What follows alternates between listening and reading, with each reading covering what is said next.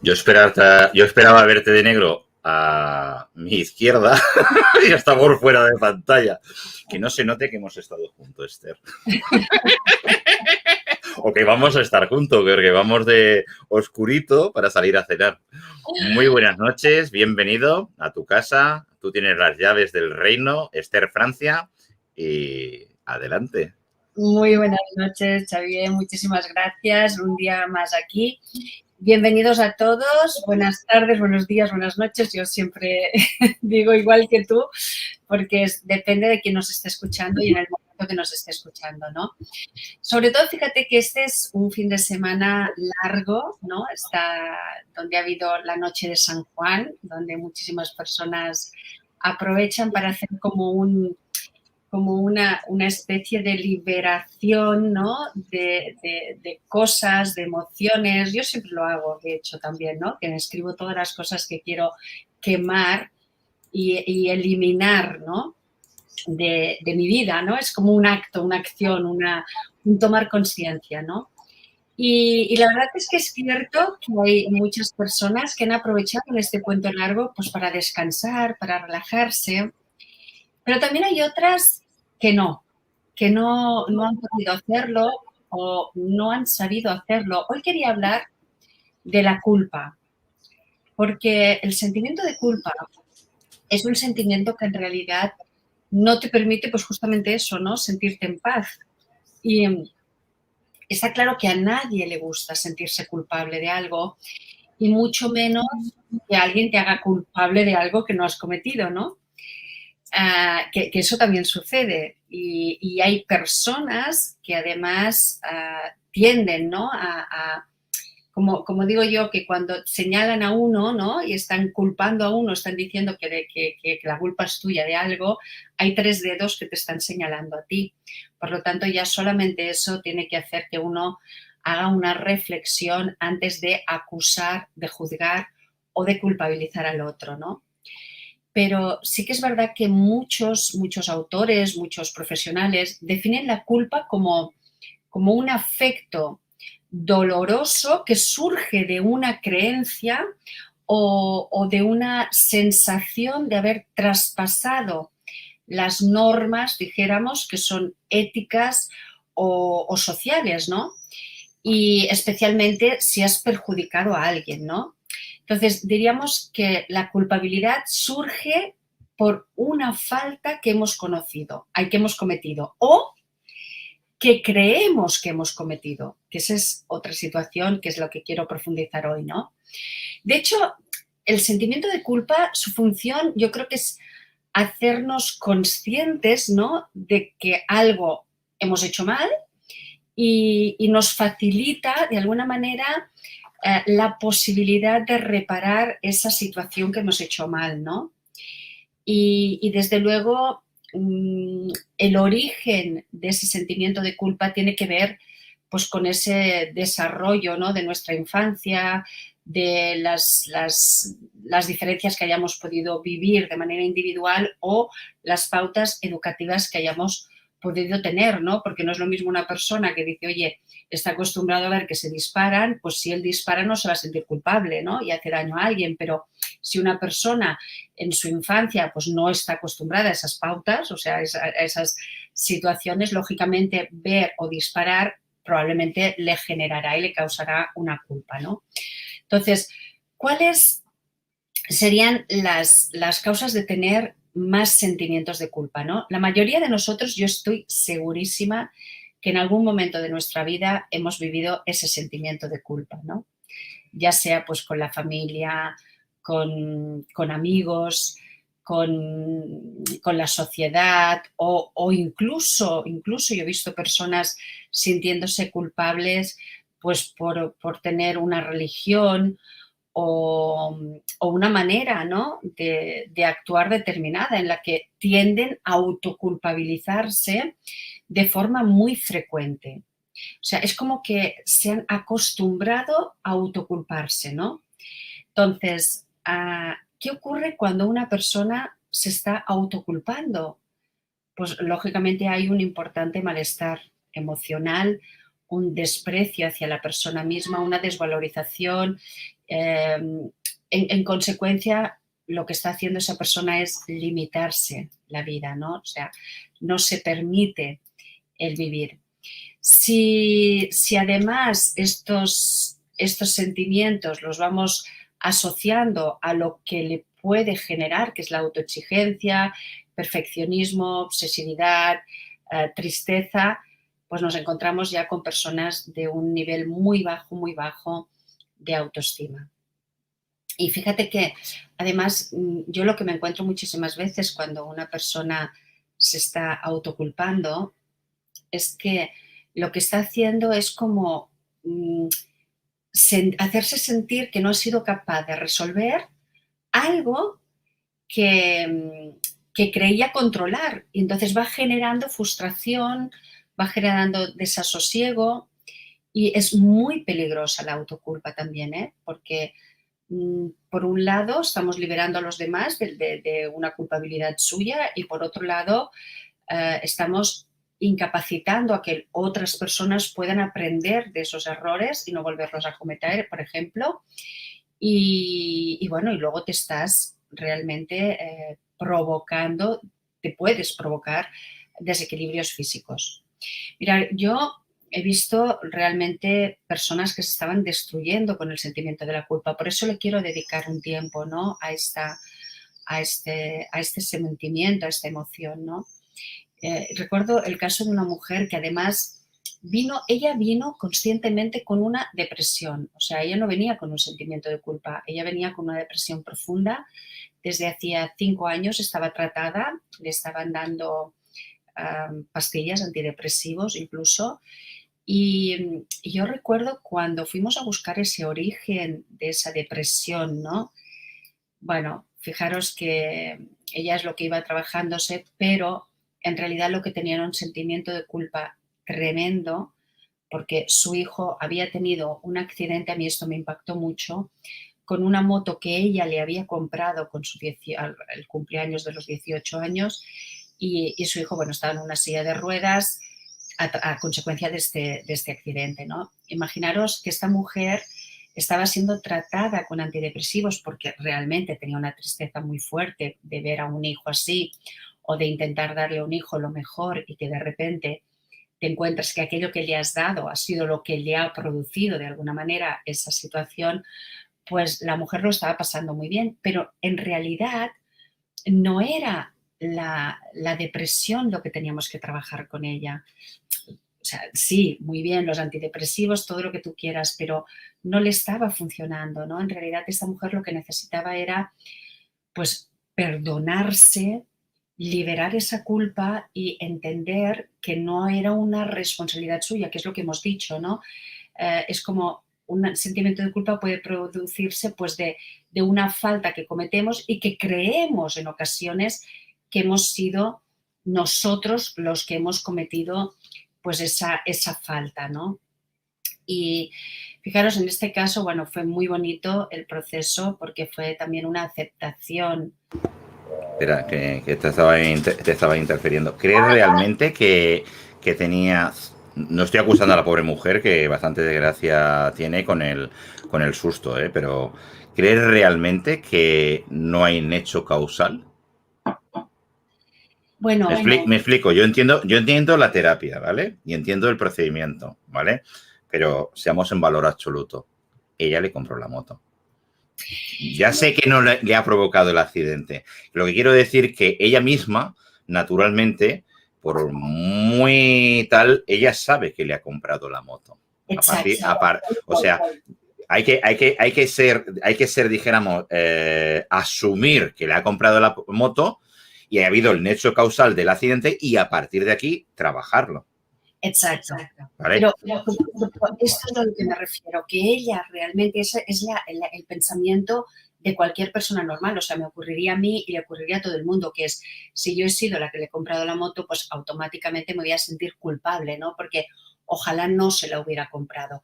Pero la otra parte de esa moneda es, ¿crees realmente que si no se la hubieras comprado no hubiera tenido ese accidente? O sea, ahí va, ¿no? Si te soy en valor sincero, nos asumimos a estadística, ¿vale? Yo te digo, la estadística no quiere decir que a esa persona le pudiera haber sido o no. Pero yo te digo el qué. Acuérdate que yo soy técnico superior en prevención de riesgos laborales, ¿vale? Sí, pero está bien. Los lunes y los viernes hay accidente de moto. Los días de lluvia hay accidente de moto. Es decir, el índice de siniestralidad es elevado. Es, dijéramos, puede caerle una maceta paseando por la calle y matarle al chico, por descontado. Pero sí que había una probabilidad que al tener la moto tuviera un accidente y una probabilidad grande, más a más, de que tuviera un accidente leve, no pasa nada, y que tenga. Porque no hay nadie que no tenga una moto, que haya tenido una moto, que no se haya caído al suelo. Entonces, claro, aquí la historia es trabajar que partes, es como tú y yo que conducimos coche. Estamos expuestos a tener un accidente.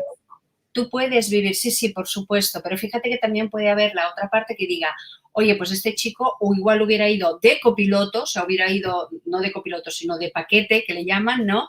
Y también hubiera sido peor, o sea, lo que está claro es que lo que ya está, y no se puede hacer nada más. Y lo que no es normal tampoco es que esta mujer, o sea, todos podemos cometer errores además, o sea, yo no digo, hay la culpa sana, que de alguna manera es la que nos ayuda, ¿no?, a crecer. No me he explicado bien, ¿eh? No estoy diciendo que la mujer haya cometido ningún error, porque al final motos se venden un montón y las circunstancias son las que interrelacionan, sino que creo que no se tiene que evitar el hecho de que efectivamente ha comprado la moto, como que tú has comprado tu coche y yo he comprado el mío, pero que eso en realidad no es el nexo causal de causar que tú has hecho el accidente, porque el accidente puede ser en el trabajo que te cortes un dedo, que te caiga una maceta en el itinerario, está dentro del randomice de todas las posibilidades de la vida.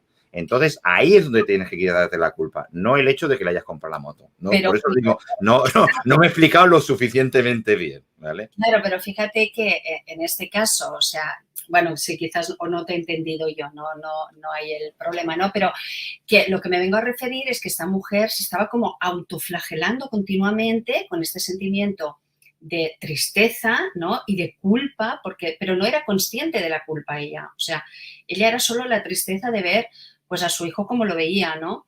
Entonces, yo lo que me vengo a referir es que independientemente incluso de que hayas cometido un error y que hayas hecho algo mal, por ejemplo, imagínate que coges y sabes que hay un jarrón que te encanta o que le encanta a tu hermana y dices, sí, pues ahora me he enfadado con ella, cojo el jarrón, ¡pa!, y lo tiro, ¿no? O sea, realmente has cometido algo o has hecho algo que no está bien, pero no por ello te vas a encerrar en una habitación para toda la vida y te vas a castigar por ello. O sea, yo me refiero a esto. El sentimiento de culpa, sea fundado o no fundado, sea real o no real, que ahora hablaremos también de este tema, ¿no?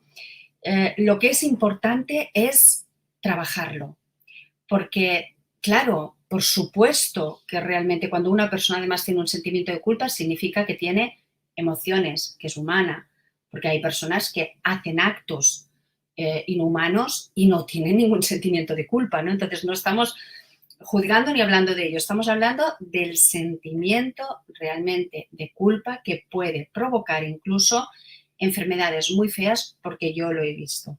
O sea, yo he podido ver a muchísimas personas con ese sentimiento que han derivado en enfermedades muy feas. Y cuando realmente han podido perdonarse, ha habido un antes y un después. Con esta mujer, por ejemplo, ¿no?, pues ella pudo perdonarse, o sea, el acto había estado, pero en realidad no era culpa suya, ¿no? Ni tan siquiera fue del hijo, porque además fue un coche que se le tiró encima, o sea, tampoco no era ni siquiera del hijo la culpa de ese accidente, tomando como ejemplo esto, ¿eh? Y bueno, pues ella, o sea, lo que necesitábamos era realmente liberarla de ello, porque es que no estaba viviendo esta mujer, se estaba muriendo en vida, estaba muerta en vida esta mujer, ¿no? Y bueno, y ver cómo por fin, de alguna manera, acepta una situación y empieza a verle, pues, otras cosas positivas, ¿no? Porque a veces cuando ya te encuentras delante de una situación que tú no puedes hacer nada, lo mejor que puedes hacer es aprender a amar esa situación, ¿no? Y, por supuesto, luchar, como está haciendo ella, luchar y buscando todas las situaciones para poder ayudar a su hijo. Pero como mínimo ya no tiene el sentimiento de culpa. Ahora puede tener la fortaleza de voy a buscar soluciones o voy a mirar de ayudarlo a que tenga una vida pues más digna, ¿no? Pero fíjate que seguramente siempre tendrá ese sentimiento de culpa ahí detrás, pero fue tan bonito el poder ver cómo ella se perdonaba, ¿no? Porque no es justo tampoco, ¿no? Que esté ahí encerrada en ese dolor, ¿no? Y mira, cuando he dicho lo de conscientes o no conscientes, es porque yo estaba recordando un caso de, además, una gran amiga mía, que de repente con 26 años, ella era masajista, y de repente con 26 años empezó a tener mucho dolor en las manos. Y no, bueno, le hicieron pruebas de reuma porque no tenía fuerzas, intentaba abrir una persiana y no podía, se le caían los vasos de la mano y no entendía absolutamente nada. Entonces, cuando ella vino, estuvimos mirando, ¿no? A ver qué podía ser esto, y fue una cosa completamente, o sea, lo que salió ahí fue un sentimiento de culpa. Mis manos matan. Fíjate qué fuerte esta frase, ¿no? Entonces, fuimos, o sea, y ella no era consciente de esto. Entonces, bueno, fuimos a revisar una vida anterior. A mí me impactó mucho porque realmente ella se vio pues que con esas manos, pues bueno, había matado a una persona, ¿no? Que se le fue, se volvió como loca y mató a una persona. Entonces, ella llevaba ese sentimiento de culpa. Yo solo te tengo que decir que fue impactante porque yo... Pero ¿fue real que había matado a una persona con las manos, pregunto? No, en una vida anterior, en una vida anterior. Vale. Ahora me dejas un poco, nosva y digo, acláralo porque no. Vale. Tenía, dijéramos, un nudo para poder reparar y era en una vida anterior. Vale. Me dejaba un poco. No, pero fue muy, muy fuerte porque yo no he visto una reacción tan, ¿sabes? Aquello de hacer una regresión e inmediatamente al día siguiente la persona ya no tener el síntoma ni el dolor. Y llevaba meses, ¿eh? Y bueno, y ella lo explica siempre, que para ella fue impactante también, ¿no? Porque fue como, ostras, un dolor que no había manera, que le habían hecho pruebas, que le hacían pruebas de reuma, le hacían pruebas de los nervios, le hacían pruebas de todo y no funcionaba. Entonces, hizo esta regresión, se liberó de esa culpa, se dio cuenta de que eso no formaba parte de su vida real y le desapareció el dolor. O sea, yo no he visto una cosa más impactante. Sí que es verdad que cuando trabajamos con la culpa,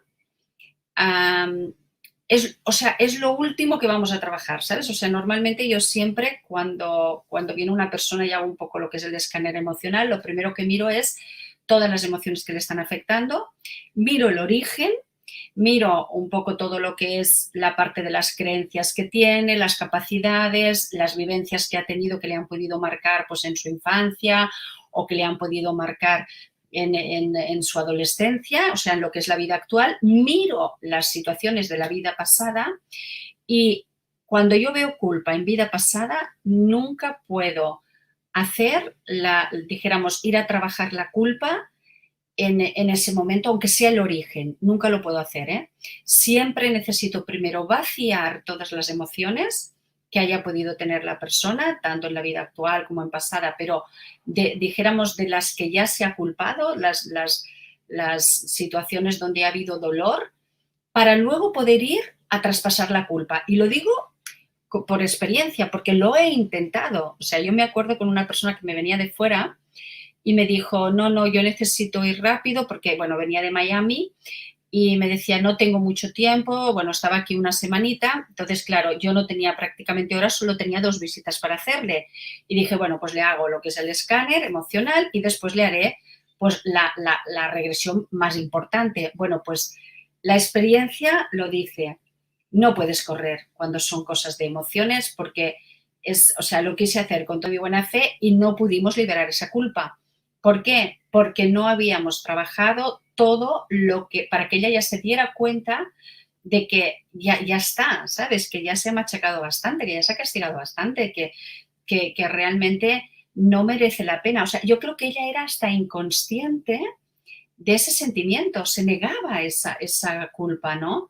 Como, pues intentando, pues como obviar, ¿no? El hecho o una manera de ir minimizando todo lo que son los daños que ella había causado, ¿no? Es como esa justificación, ¿no? Pero eso no te ayuda a eliminar la culpa, ¿no? Esto sí que, bueno, son estrategias que la gente intenta y que lo, bueno, les puede servir como una tirita, ¿no? Tú pones la tirita y en ese momento igual te funciona, pero en la parte subconsciente el daño está hecho y te está carcomiendo, ¿no? Que dicen también. Entonces, camuflarlo para no sentirte mal no es la solución. Lo digo porque es muy, muy importante esto.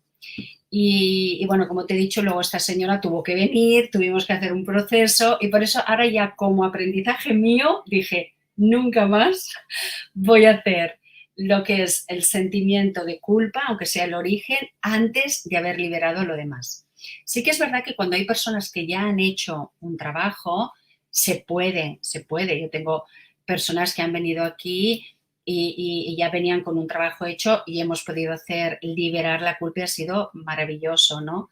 También te digo que hay personas que están como muy convencidas de que quieren sanarse y cuando llega el momento en que tú les estás diciendo que se perdonen, te las tienes que ingeniar de todas maneras porque es que es como que su subconsciente no se lo permite, ¿eh? Y yo he visto, me he encontrado en situaciones complejas, ¿eh? Complejas de decir, no, pero ahora es el momento de abrazarte, de sanarte, y no, es como, no, me siento culpable y no, o sea, no las sacas de ahí, ¿eh?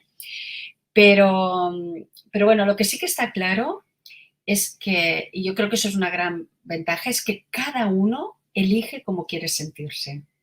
Cada uno lo elige y que depende de cada uno. Entonces, sentirse culpable es una elección, independientemente de que haya sucedido algo, vuelvo a insistir, pero es una elección y eso no significa que te exima de ninguna responsabilidad de lo que hayas podido hacer. Pero sí que es cierto que reconocer un error o reconocer algo que has hecho te puede ayudar y lo que hemos de cambiar es el me he equivocado con el he aprendido de ello, ¿no? O sea, creo que es mucho mejor. Estas autoafirmaciones nos van a ayudar, ¿no? Porque fíjate que nosotros no podemos controlar todo lo que sucede a nuestro alrededor, ¿no? Y tampoco podemos controlar muchas veces lo que sucede a partir de una reacción nuestra, ¿no? O personas, por ejemplo, que por ser sinceras se han sentido culpables. Esto también ha sucedido.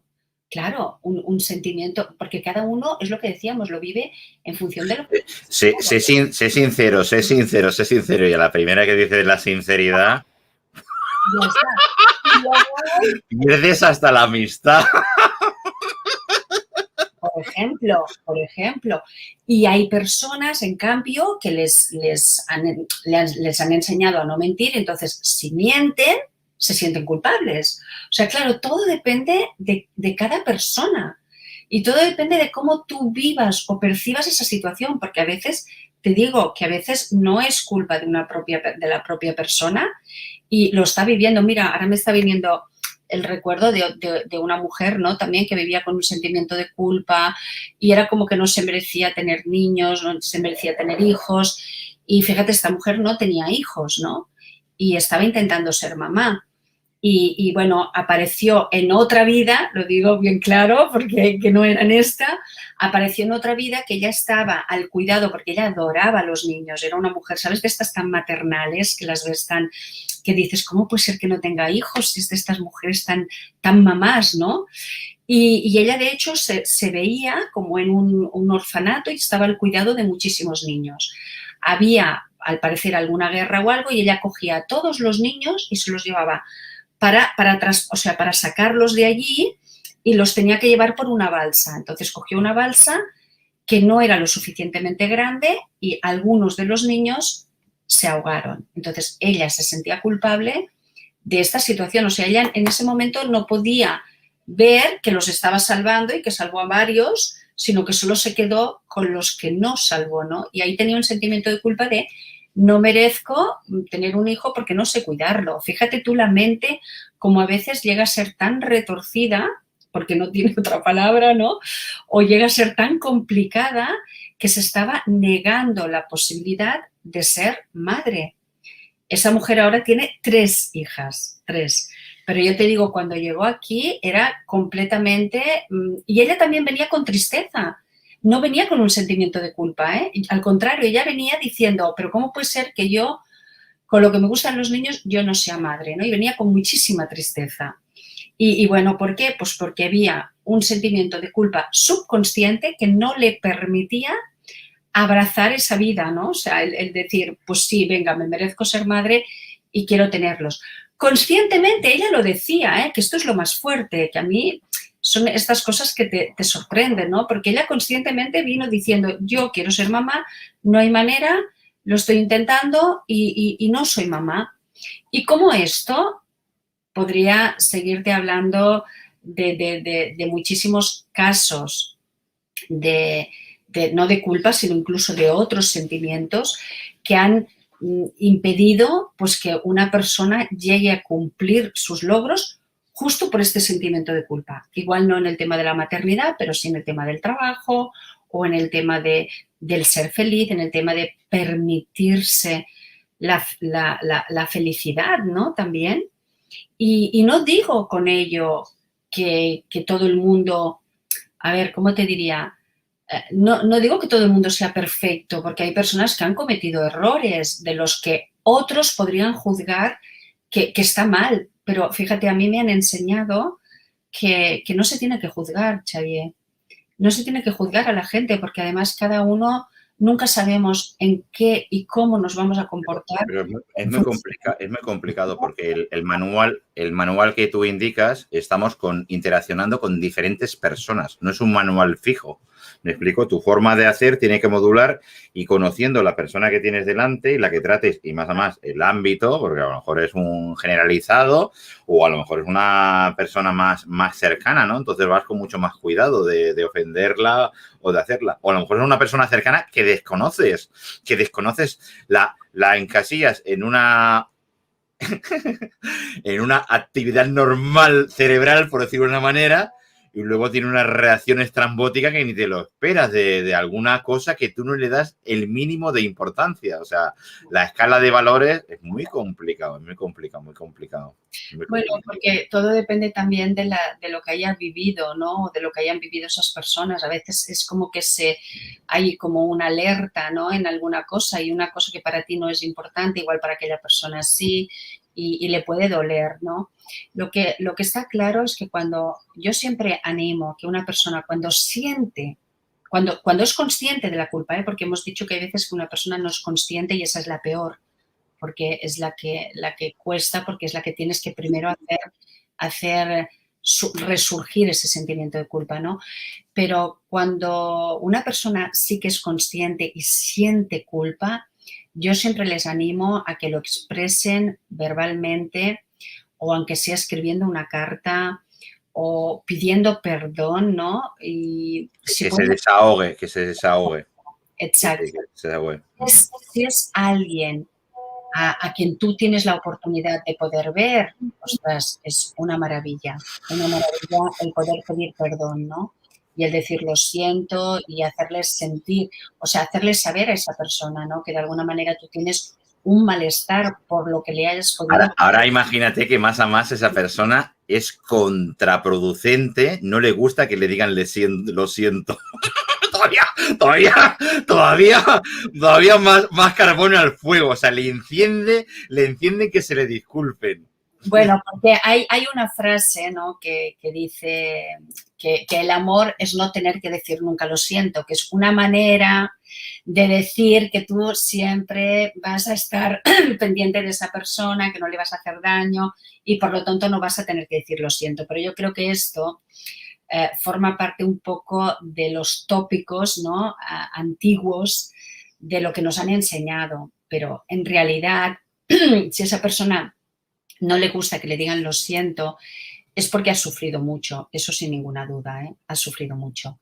Y realmente es como que está a la defensiva, ¿no? Entonces, bueno, yo no me atrevo a generalizar porque cada persona es un mundo, pero fíjate que, como te he dicho, ¿no? No me gusta juzgar, no me gusta juzgar a la gente. De hecho, cuando me he encontrado una vez en todos mis 26 años de carrera terapéutica, una vez que me encontré en un tema en el que yo veía que estaba juzgando a la persona, o sea, me retiré. O sea, yo dije, oye, mira, no soy la persona adecuada para hacer este trabajo contigo porque yo estoy juzgándote, ¿no?